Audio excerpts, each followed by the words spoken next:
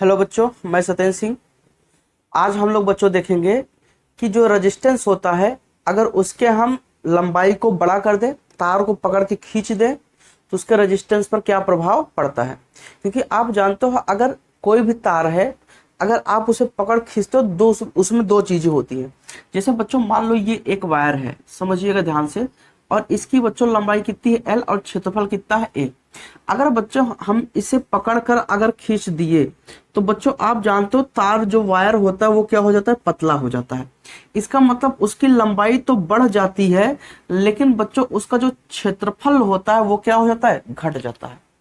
लंबाई उसकी बढ़ जाती है लेकिन क्षेत्रफल क्या हो जाता है, घट जाता है। लेकिन बच्चों एक चीज याद रखिएगा, जब हम किसी तार को खींचते हैं उसकी लंबाई तार को खींचने पर तार को खींचने पर बच्चों जो उसकी लंबाई होती है, जो बच्चों लेंथ होता है वो क्या हो जाता है, बढ़ जाता है। लेकिन बच्चों जो एरिया होता है वो बच्चों क्या हो जाता है, घट जाता है। लेकिन बच्चों जो आयतन होता है, वॉल्यूम होता है, वो बच्चों क्या होता है, कांस्टेंट होता है, नियत होता है।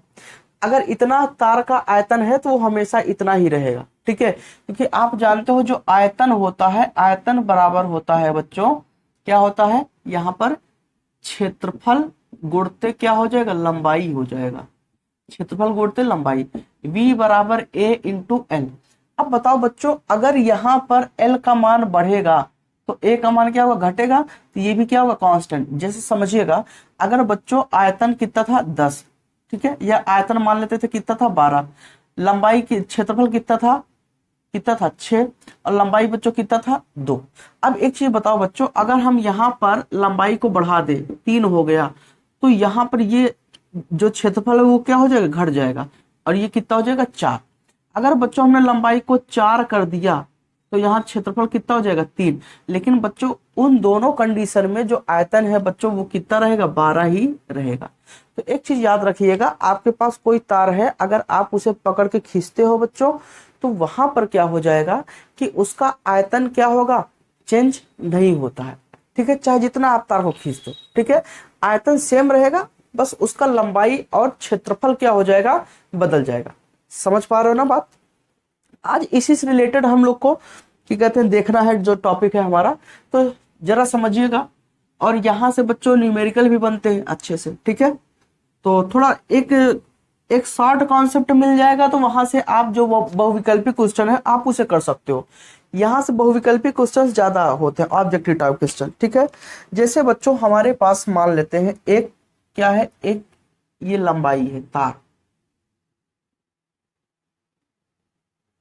इसका जो क्षेत्रफल है वो बच्चों A1 है, लंबाई कितना है L1, और यहां पर जो इसका प्रतिरोध है वो R1, ठीक है, क्लियर हो। और आयतन जो है बच्चों वो कितना है, V1 मान लेते हैं, ठीक है।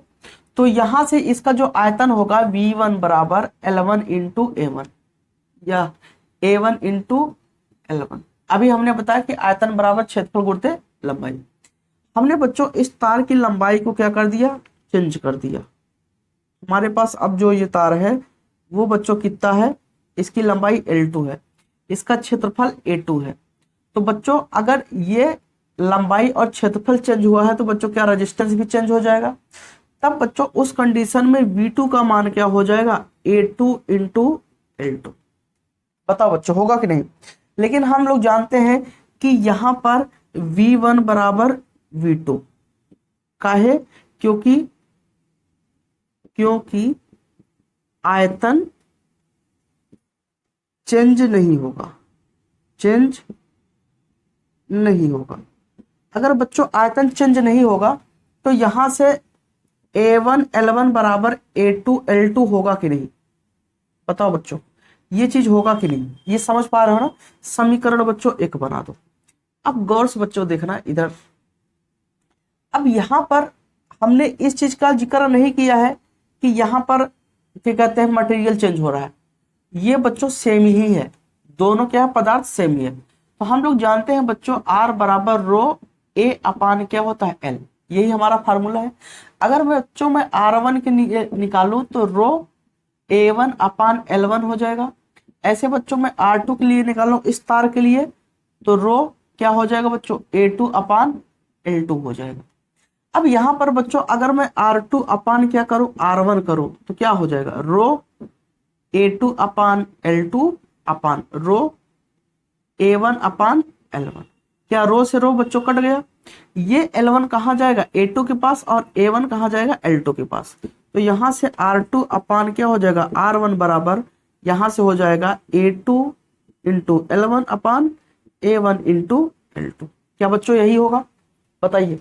ये बच्चों आपका यहां से ये फार्मूला बना और इसे बच्चों आप बना लोगे समीकरण 2।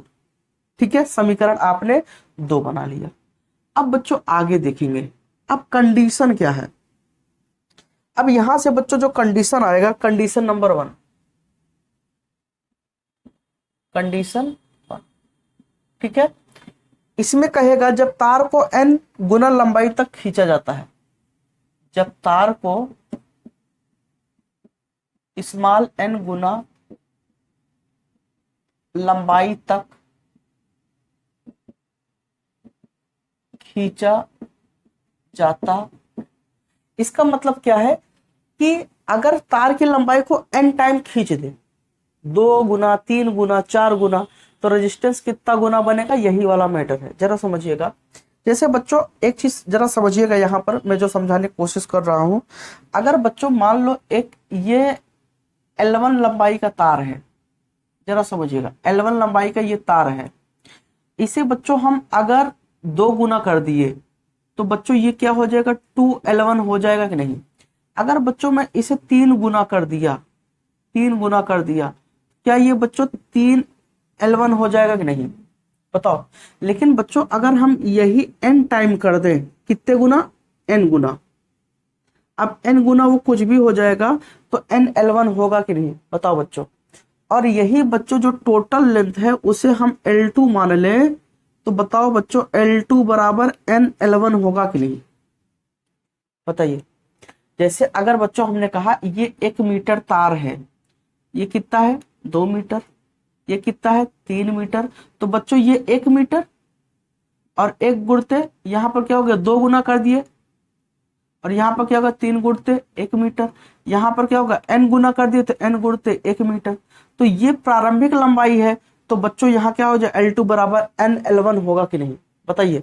तो यहां से बच्चों जो बना आपका L2 बराबर, यहाँ क्या बन गया, L2 बराबर nL1, ठीक है।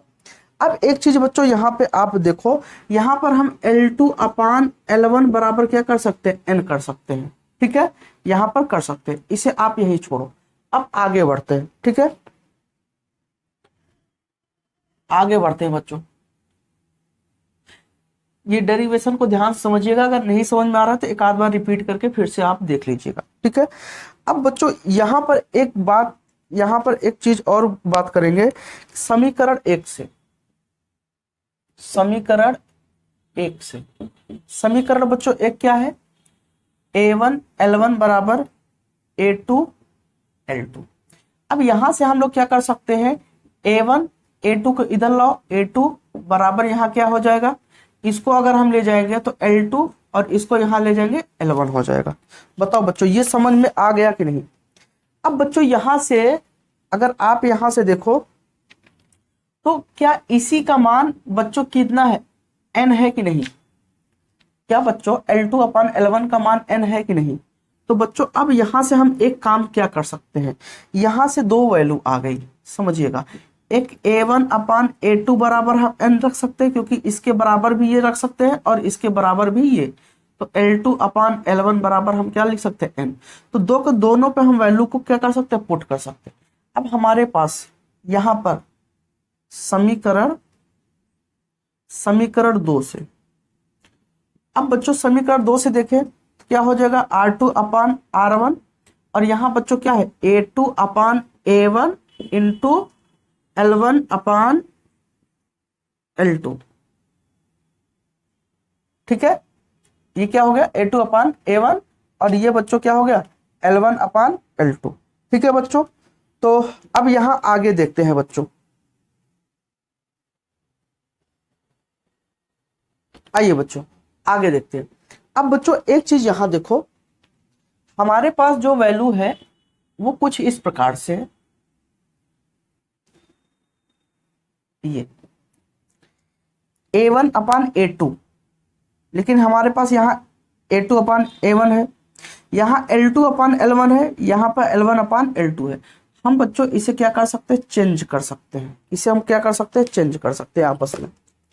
कैसे चेंज करेंगे, R2 अपान R1, अगर मैं A1 को ऊपर भेजूंगा तो A2 कहाँ आएगा, नीचे आएगा, बताइए। और यहां पर L1 को अगर L2 को मैं ऊपर भेजूंगा तो L1 कहाँ आएगा, नीचे आएगा, बताइए, सही है ना। अब यहां पर बच्चों हम मान रख सकते हैं, A1 अपान A2 का मान बच्चों कितना है n, और L1 अपान L2 का मान कितना है n, और ये बच्चों R2 अपान क्या है R1, तो R2 अपान R1 बराबर यहां से क्या हो जाएगा बच्चों, n स्क्वायर।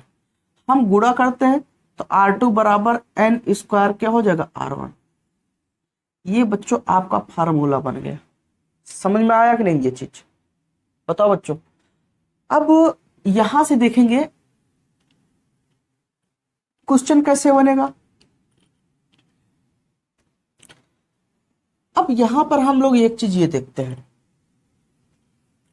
जैसे एक मान लो तार है,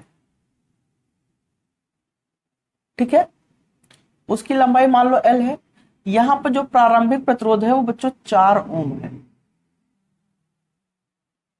ठीक है, कितना है 4 ओम, या R है, प्रारंभिक जो प्रतिरोध है कितना है R।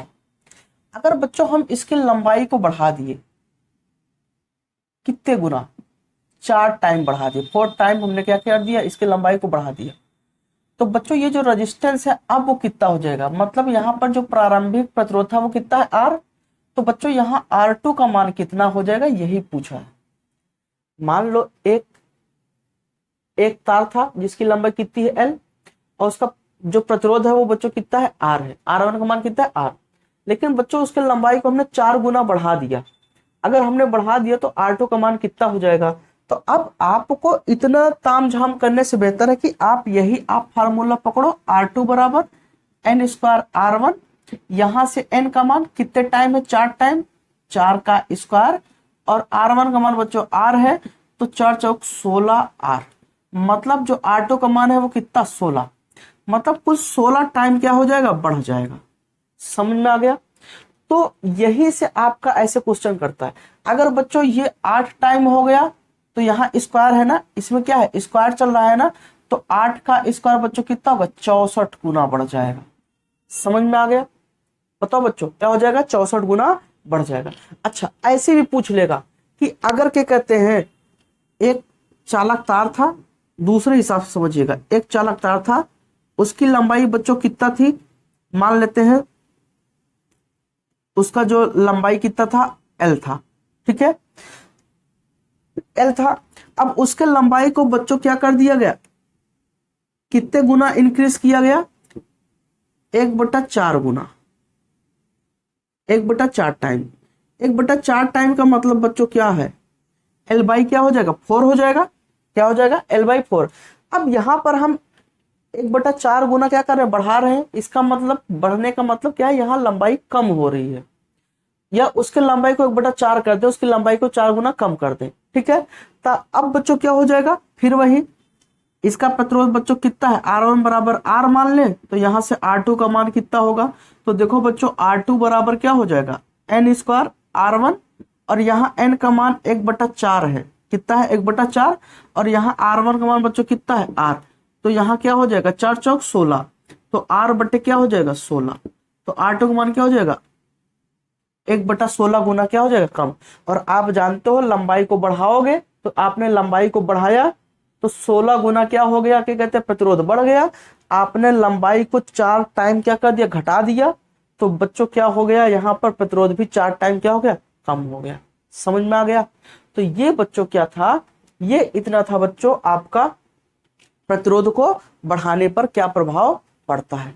समझ पा रहे हो ना आप, ठीक है।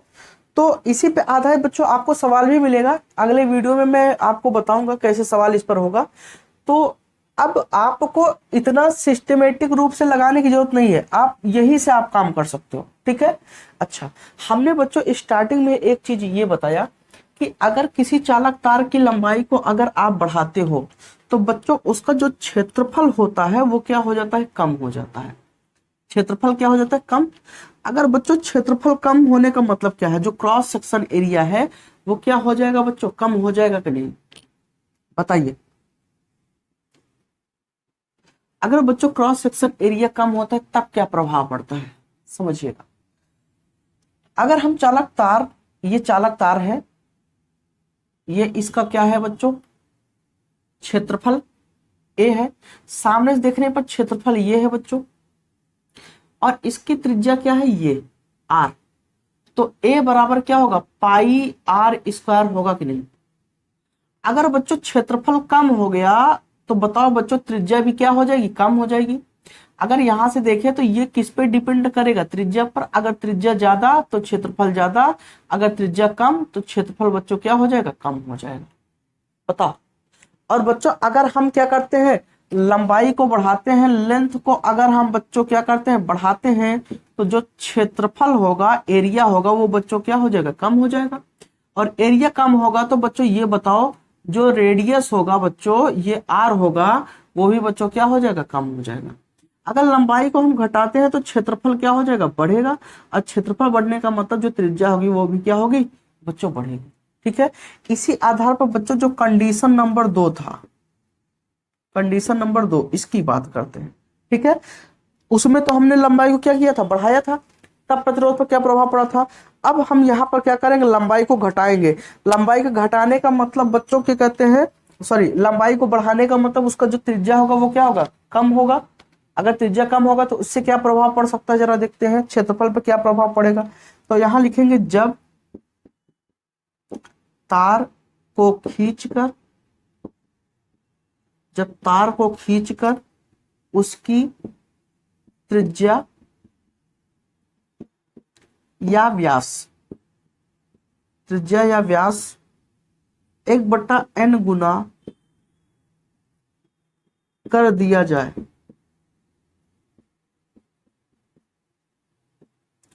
मतलब कि अगर बच्चों 1/n गुना, मतलब यहां पर जो त्रिज्या है वो क्या हो रहा है, घट रहा है, ठीक है। 1/n गुना मतलब त्रिज्या क्या हो रहा है, घट रहा है।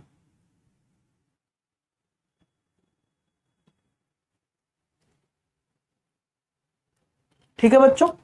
तो अब क्या होगा, तो यहां पर बच्चों अगर हम देखें तो यहां पर क्या हो जाएगा, R2 बराबर 1/n R1 होगा कि नहीं। जैसे वहां पर हमने क्या किया था, L2 बराबर NL1 लिया था, क्योंकि n गुना क्या हो रहा था, बढ़ रहा था। अब यहाँ 1/n है तो R2 बराबर 1/n R1। क्लियर हो बच्चों, क्लियर हो ना। नहीं समझ पाए फिर से समझो। अगर बच्चों ये इसकी त्रिज्या कितनी है, R1 है, इसकी त्रिज्या कितनी है, R1 है, तो हम लंबाई को बढ़ा दिए तो जो इसका ये क्या है, ये घट जाएगा, क्षेत्रफल क्या हो जाएगा, घट जाएगा। तो ये बच्चों R2 का मान बदलेगा कि नहीं, R2 का मान भी उतना गुना बदलेगा जितना गुना हमने क्या किया है, लंबाई को बढ़ाया है। बताओ, अगर हमने n गुना लंबाई को बढ़ाया तो त्रिज्या क्या हो जाएगी, n गुना घट जाएगी। तो n गुना घटे का मतलब क्या हो जाएगा बच्चों, प्रारंभ का क्या हो जाएगा, 1/n होगा कि नहीं, प्रारंभ का R1/n होगा कि नहीं, बताओ। तो यही हमने कहा, ये R2 बराबर क्या हो जाएगा, R1/n।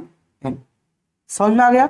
तो अब बच्चों यहां से हम क्या कर सकते हैं, अगर हम यहां से अगर देखें तो ये हमारे पास है। अब बच्चों हम आगे देखेंगे, आगे क्या देखते हैं, हमारे पास समीकरण, जो समीकरण 1 था, समीकरण 1 से क्या यही बच्चों A1 L1 बराबर A2 L2 था। बताओ बच्चों, क्या यही था। तो अगर हम यहां से ले A1/A2 बराबर ले तो L2 अपान क्या हो जाएगा, L1 होगा कि नहीं बच्चों, बताओ। और इसी को हम L1 अपान क्या लिख सकते, सॉरी L2 अपान क्या लिख सकते हैं, L1 बराबर A1/A2। अब बताओ बच्चों, अगर हम इसे लिखे तो क्या पाई R1 इसका लिख सकते हैं, और इसे पाई R2 इसका लिख सकते हैं कि नहीं।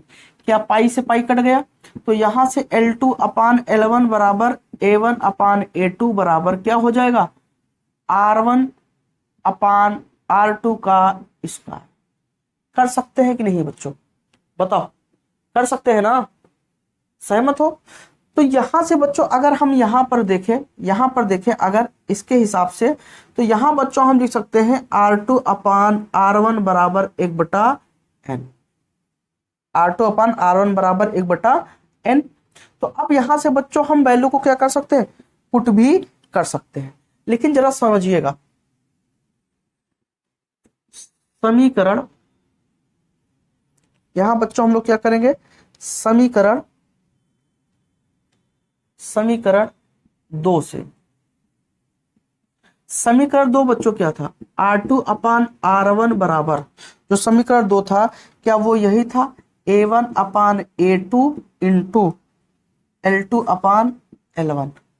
क्या बच्चों समीकरण 2 यही था, बताओ?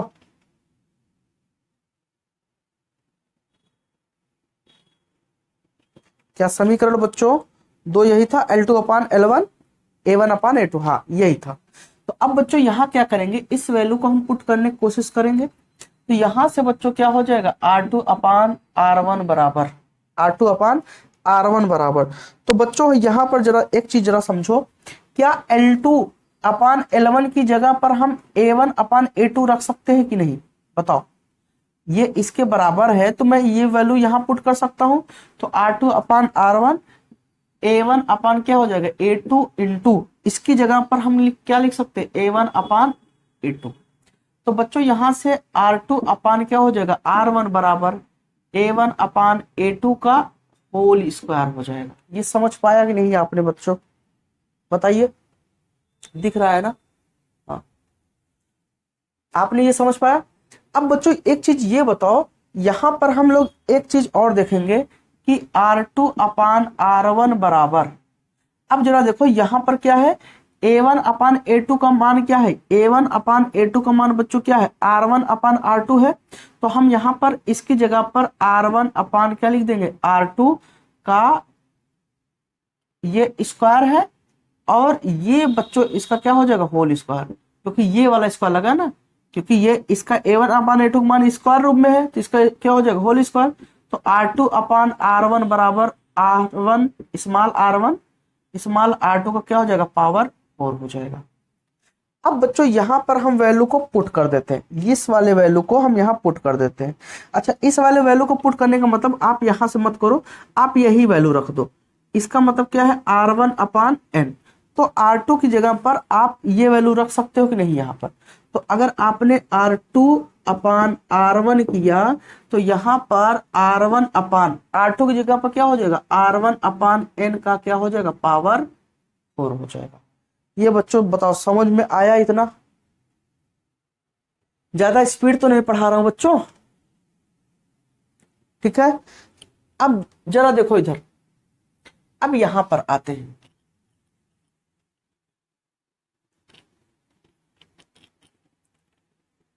अब यहां पर आते हैं बच्चों। तो यहां पर अगर देखें तो R2 अपान क्या हो जाएगा, R1 बराबर, अब जरा देखो N कहां जाएगा, N यहां जाएगा ऊपर।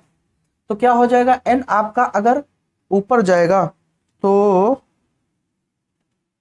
हाँ जी, N आपका ऊपर जाएगा तो क्या हो जाएगा, N इंटू R1 अपान R1 का पावर 4। क्या R1 से R1 कट गया, तो R2 अपान R1 बराबर क्या हो जाएगा, N पावर 4, ठीक है? और यहीं से बच्चों क्या हो जाएगा, जरा समझिएगा, R2 बराबर N पावर 4 R1, ठीक है? तो ये बच्चों क्या बन गया, इसके बीच में रिलेशन बन गया। समझ में आया कि नहीं बच्चों, बताओ?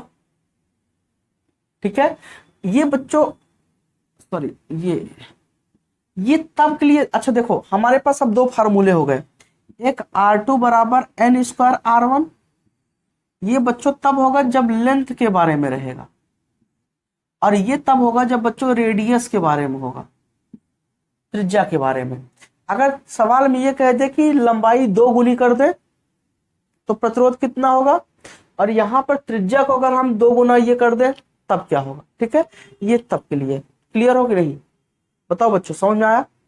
तो ये बच्चों आपका इतना डेरिवेशन था और ये कंप्लीट हुआ बच्चों। अब हम अगले वीडियो में मिलेंगे इससे रिलेटेड न्यूमेरिकल के साथ। अगर आपको समझ में आया है तो आप कमेंट बॉक्स में जरूर बताइएगा। बच्चों एक काम आप लोग किया करो, आप लोग से रिक्वेस्ट है, देखो आप वीडियो डाउनलोड करके मत देखा करो। अच्छा, जिसके यहाँ अगर नेटवर्क की दिक्कत है वो डाउनलोड करके देखे। इससे क्या होगा, थोड़ा अगर आप नेट से डायरेक्ट आप देखोगे यूट्यूब पर तो हमारा वॉचिंग जो टाइम है वो बढ़ेगा। ठीक है, तो हमारा भी प्रॉफिट होगा, हम आपके लिए मेहनत कर रहे हैं तो हमारा भी प्रॉफिट होगा। ठीक है, और बच्चों वीडियो को ज़्यादा से ज़्यादा शेयर किया करो, अपने दोस्तों को भी बताओ, ताकि हमारा भी सब्सक्राइबर बढ़े, ताकि हम भी कुछ, अगर हम आपके लिए कुछ कर रहे हैं तो आप भी हमारे लिए कुछ करो ना भाई। आप अगर यही आप किसी कोचिंग में आप पढ़ते होते तो जाहिर सी बात है आप पेमेंट कहीं ना कहीं कर भी करते। ठीक है, अगर हम आपके लिए मेहनत कर रहे हैं तो आपका भी फर्ज बनता है कि यार आप भी हमारा कुछ भला करो। ठीक है, तो बच्चों जरूर सब्सक्राइबर बढ़वाइएगा और वीडियो को लाइक करिए, दोस्तों को भी बताइए कि यहाँ से तैयारी करें, तो बहुत अच्छे से मैं सारा चीज़ क्लियर कराऊंगा। और उम्मीद करता हूँ आप बहुत अच्छा रिस्पांस पा रहे होंगे, आपकी फिजिक्स काफ़ी निखार भी हुई होगी जो लोग रेगुलर पढ़ रहे हैं। ठीक है, थैंक यू बच्चों।